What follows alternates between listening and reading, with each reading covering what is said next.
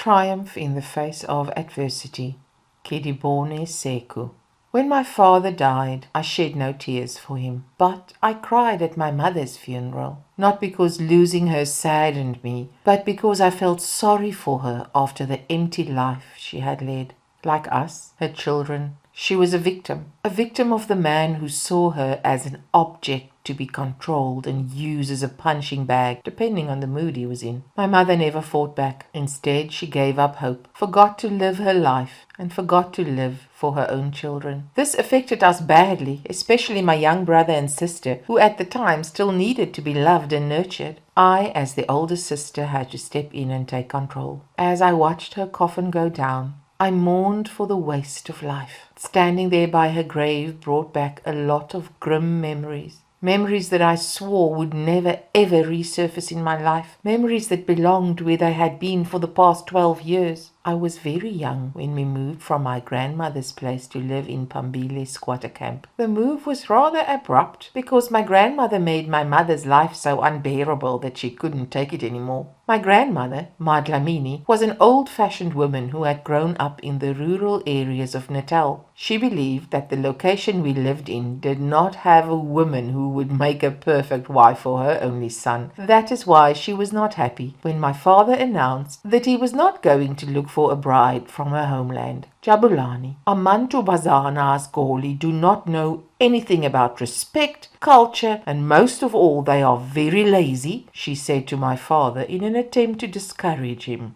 Mother, this girl and I have a child together. Do you expect me to abandon her? My father had asked her. All you have to do is pay in Hlawulo for the child. Tulisile can come and live with us while we find you a suitable bride. I can help you raise her. Alboni Ukute Lento Mazana is trying to trap you. Madlamini's pleas fell into deaf ears. My parents got married. When my mother, Tembekile, came to assume her duties as umakoti, rules were awaiting her. She had wanted to continue with her studies and become an actress, but she was told to bury the dream and concentrate on being a good wife. In addition to the rules, she was not supposed to wear trousers or miniskirts. Nobody was supposed to see her legs. She had to keep her head covered all the time as a sign of respect. House duties started at 5 in the morning. She had to sweep the yard, cook, wash, and iron the clothes of the entire household. Although my mother did as she was told, Madlamini was never satisfied. She always found something to complain about. She never let my mother have time to herself. Makoti, Makoti was all we could hear her say morning, noon and night. Yebo ma, my mother would say, annoyed and very irritated. Leta manzi, she would say even when she was standing next to the tap. My mother made the mistake of trying to negotiate with Madlamini about giving her time to herself. I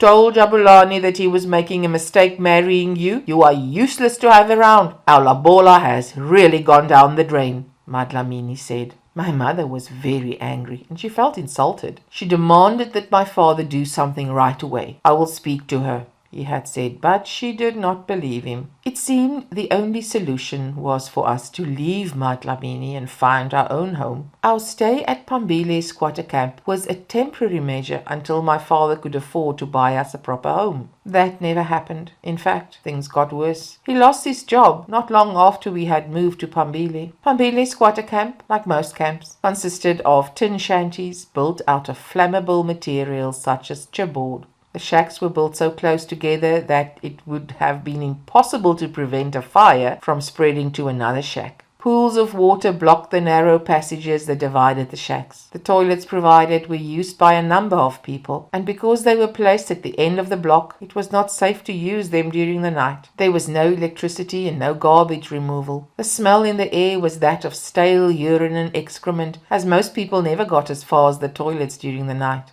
It was impossible to get up in the morning and breathe fresh air. There were 2 communal taps, and they were always in use. The schools were very far, and the route was not safe for young children. Yet, this was home to a lot of people, and to some, a beautiful place. The place was never without incidents. One night, the sound of people screaming woke us up. When we went out, some of the shacks not very far from us were on fire. We ran to safety. The following day we learned that my friend Ntombi had been burned in the shack. Although she had survived, it was said that she had sustained severe injuries. Even plastic surgery could not help. I never went to see her. I was too afraid. Days later, I heard that some family had offered to take care of her. I wished the opportunity had come to her when she could enjoy it. Somehow I envied her. I wished it was our shack that had burned down. Probably we would have had a chance to live a better life as well. I also witnessed a man being stoned to death after he had raped a little girl. It turned out that the man had been HIV positive and somehow believed that sleeping with a virgin would cure his status, a belief that cost him his life. There were many strange things happening in that place, but not as strange as witnessing my father slowly evolving into something despicable and my mother turn into a hopeless soul. My father's search for a job yielded no results, and his frustrations made him aggressive towards us. Every day my mother would try to comfort and console him, but that never worked. "Jabulani, be patient. Something will come up," she would say. "Tembekile, when?" he would say. I knew that our lives would never be the same again the day he came home late and very drunk. My mother had waited for him, but when he didn't arrive on time, she decided to lock up. He was very angry when he found that the door was locked. He banged on the door with his fists. "Open! Open up!"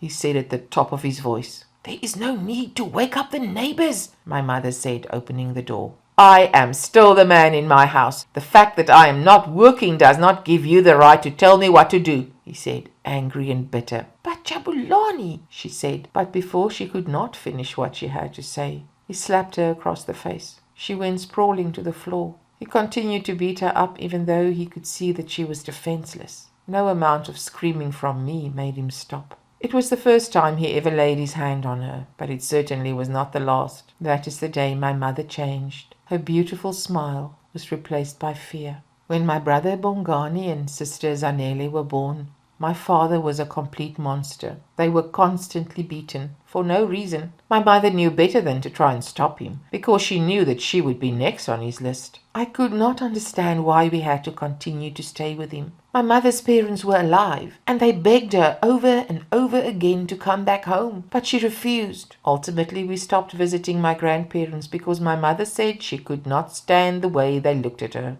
She said the sadness in their eyes tormented her.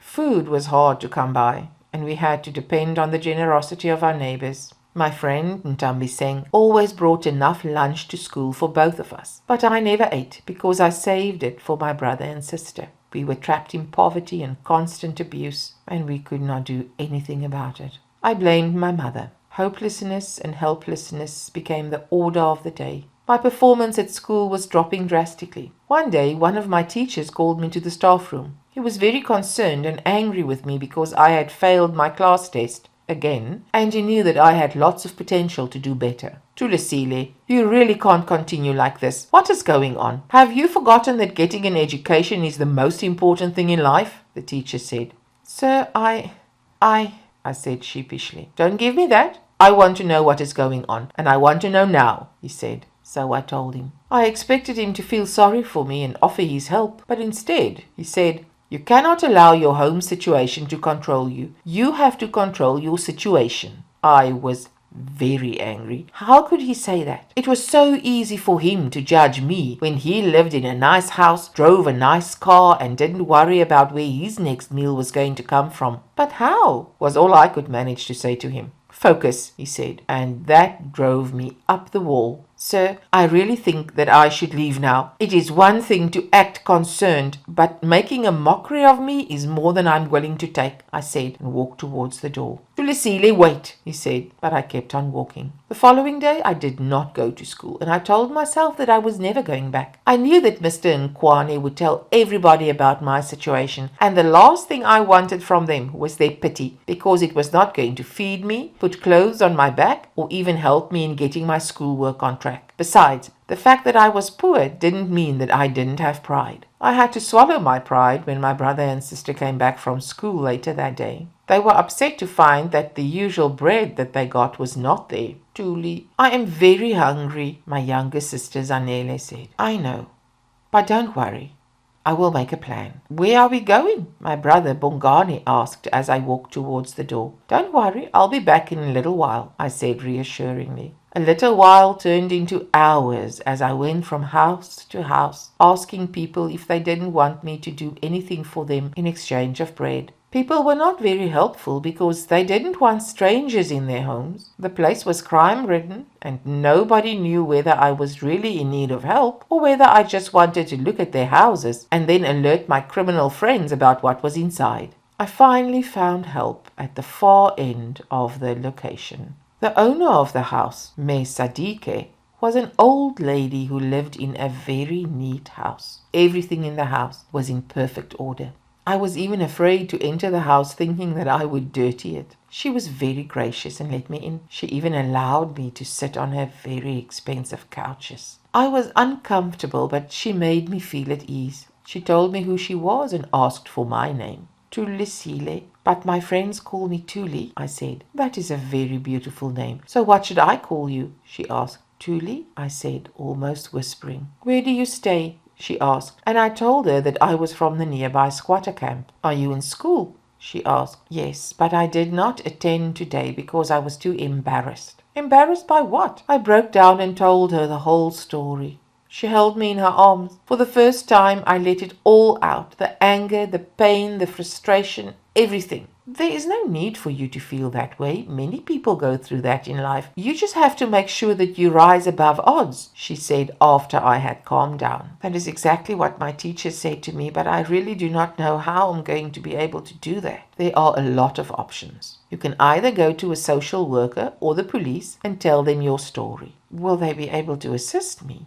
Of course they will, but it will help if you take your mother along, she said. When I left her house, I had a loaf of bread and a lot of hope. When I got home, I told my mother about either consulting the social workers or the police, but she refused and told me that she did not want anybody knowing our business. I was even admonished for talking about our life with a stranger. It was clear that our home life embarrassed her. She thought her silence would remedy it, but it made it worse. Although I was very disappointed by my mother's reaction, my determination for a better life was not shaken. I spent the whole night thinking. I knew that I could not allow things to continue the same way. Something had to be done, and soon. I had to stop being a charity case. The following morning, I had a plan. I went to visit my grandparents' house on my mother's side. My grandmother was slightly worried to see me that early in the morning. Is everything okay? Why aren't you at school? Where's your mum? That was my grandmother's question before I could sit down.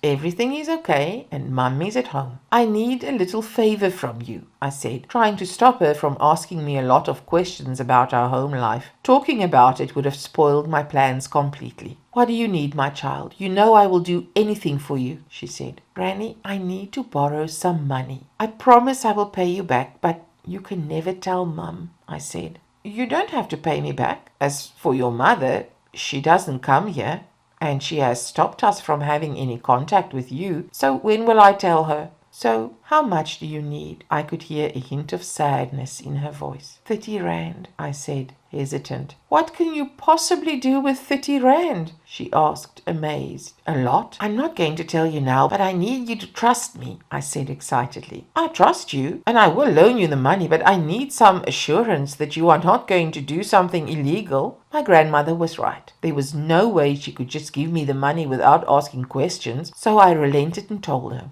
When she gave me the money, I could not stop myself from smiling. It was the first time that I had ever held so much money in my hands. My business of selling sweets to the students was doing really well. I managed to pay my grandmother back. She was very delighted, although she did not want to take the money. I decided to expand my business at home. That was a bad idea. One day I came back from school. My money was missing, and my mother didn't know a thing about it. It became clear where my money had gone when my father came home stone drunk. He got very angry when I asked him whether he had seen my money. Are you accusing me of stealing? He said. I want to know what happened to my money, I said. I don't know. Perhaps you better start taking care of where you put your money, because I won't be questioned by you in my house. I want my money, I said, choking on my tears. I never forgave him. How could he have shattered my dreams like that? It's hard to say what I felt about my mother at that time. She just sat there and did nothing. Yes, my father beat her up, but she could have reported him to the police. Having him locked up would have done us a lot of good. The reasons that kept her in the relationship were beyond me. It couldn't have been love. I could swear I saw hate in her eyes whenever she looked at him. However,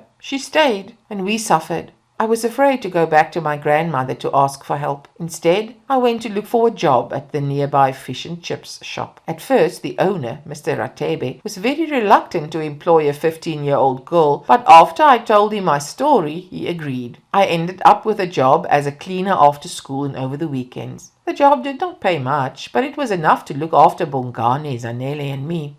My parents also benefited in some way, but that was only because we stayed in the same house. Otherwise, they wouldn't have mattered. The other thing that was good was that Mr. Ratebe allowed me to take leftovers home. At last, we didn't have to worry about where food was coming from, and for the first time, I was able to help some of our neighbors. Mr. Nkwane helped me to open up a post bank account because I could not imagine the possibility of having my money stolen ever again.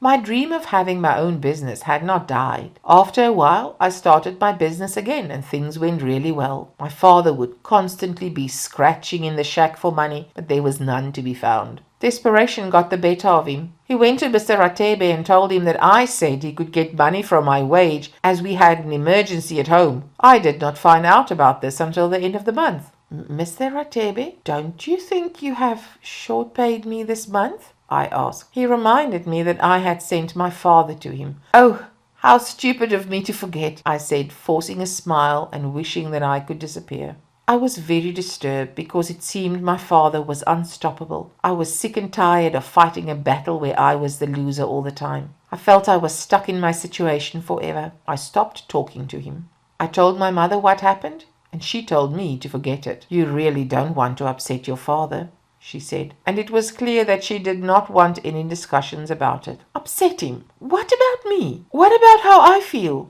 My questions were never answered. There I was, trying to save my family, but my efforts were not appreciated. The path ahead seemed very bleak. I hated feeling like a victim. That night I cried, but in the morning I had calmed down. My friend, Ntabiseng, showed me an advert in the paper during lunch break. I don't understand. What has this got to do with me? I said. Do I have to spell it out? You should try it out. It will be perfect. I don't think so. Besides, I said and grimaced. Besides what? I don't have anything to wear. Phone them and make an appointment, she said. I don't have a telephone number. How will they get to me? Excuses and more excuses. You are getting to be really boring. The contact number can be anybody's number. We will give them my home number. And when they phone, I will give you the message. I don't think that's going to work, I said. But Ntabiseng went ahead and made the appointment. The local TV station was looking for presenters for the new kids program, and my good friend thought of me. I was called in for an audition. It went well, and I got the job.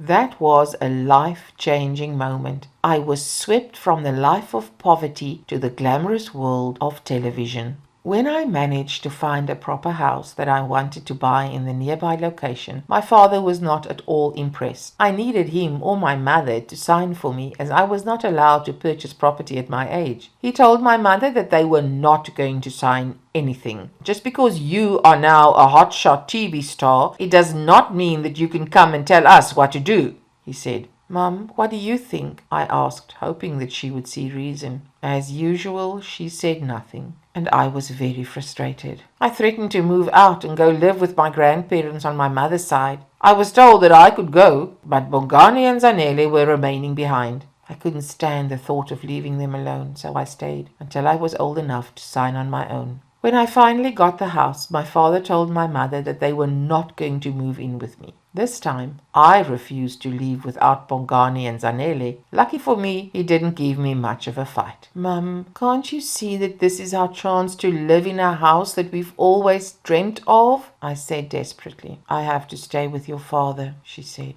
But why? He is my husband, she said. I guess there was nothing I could really do or say. She had, after all, pledged to stick with him for better or worse. At the time of his death, my father and I treated each other like strangers. I would go home to give them groceries, but my mother was the only person that I spoke to. Every time I would beg and plead with her to come with me, and she refused. The only time she came to stay with us was after his funeral. She was very sick and fragile. No amount of care and doctor's visits made her better. It was clear that she was not even attempting to fight back. Before we had a chance to make amends, she died. Instead of feeling my grief, I let anger get in the way. It was at her funeral that I realized that she was also an injured party. The man who had made endless promises to her of a happy life had in fact let her down. And instead of getting herself out of the situation, she decided to stay because she did not want to appear a failure. That was a costly mistake, an error that nearly scarred us for life. As I poured soil into her grave, I decided it was time to heal, bury the past, and open a door to the future. It is true that I had a difficult life, but I survived and came out the stronger woman that I am today. I'm also thankful that I came across people who had faith in me and gave me the strength to rise above the odds. The future looks bright. A dark cloud of uncertainty that has been hanging around us has disappeared. What remains is endless possibilities. I am now living my mother's dream of fame, and this has made it possible for me to pursue my business aspirations. It is too bad that the only exposure she got is a snippet of her picture in the local paper indicating when she was going to be buried.